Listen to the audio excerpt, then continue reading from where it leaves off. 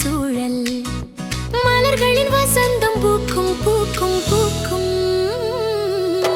அழகான மனங்கள் படைப்பு மானங்கள் கட்டமைக்க கட்டமைக்க எதிர்காலம் உதவும் தொழில்நுட்பம். மனிதன் படைத்த படைப்பு மனிதன் இயற்கை எங்கே இருக்கிறது மற்றும் இயற்கை விதிகள் அது ஒரு தளர்வான சரமாரியா அல்லது அதன் தொடர்பை இழக்கும் தொடர்பு. பிரபஞ்சமே நாம் காணும் இடம் இயற்கையின் உருவகம் அது மறைந்து கொண்டிருக்கிறது.